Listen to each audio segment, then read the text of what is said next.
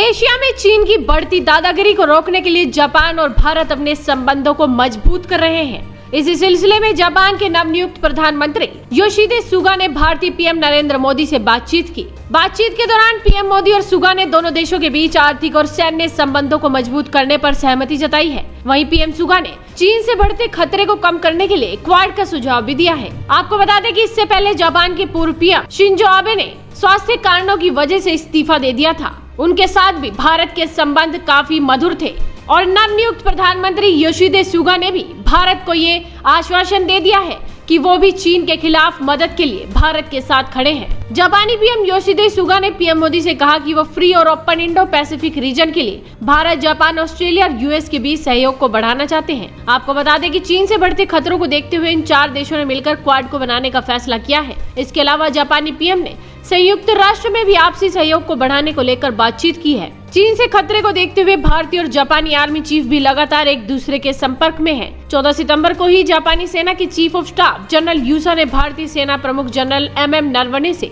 बातचीत की थी। इस दौरान दोनों सेना प्रमुखों ने इंडो पैसिफिक क्षेत्र में चीन की बढ़ती घुसपैठ के खिलाफ आपसी सहयोग को बढ़ाने पर सहमति जताई थी। सितंबर में ही जापान ने भारत के साथ डिफेंस सेक्टर में लॉजिस्टिक और सर्विसेज के लिए बड़ा समझौता किया था। नई दिल्ली में हुए इस समझौते में भारत की तरफ से रक्षा सचिव अजय कुमार और जापान की तरफ से भारत में राजदूत सुजुकी सतोशी ने हिस्सा लिया। इस समझौते के तहत अब भारतीय सेना जापान से और जापानी सेना भारत से अपनी जरूरतों के सामान का आसानी से आदान प्रदान कर सकेगी। पूर्वी चीन सागर में चीनी युद्धपोतों की बढ़ती घुसपैठ से परेशान होकर जापान के रक्षा मंत्री तारो कोनो ने भारत को व्यापारिक क्षेत्रीय तंत्र बनाने का सुझाव दिया था। उन्होंने कहा कि रक्षा मंत्री होने के नाते मैं कहना चाहता हूं कि चीन जापान के लिए सुरक्षा खतरा बन गया है। जापानी रक्षा मंत्री ने कहा कि चीन के पास क्षमता भी है और उसका ये इरादा भी है इंडो पैसिफिक क्षेत्र में भारत जापान सहयोग करे। यानी कि चीन तो चाहता है पूरी दुनिया कब्जाना, लेकिन अब चीन के विरुद्ध सारे देश एकजुट हो चुके हैं।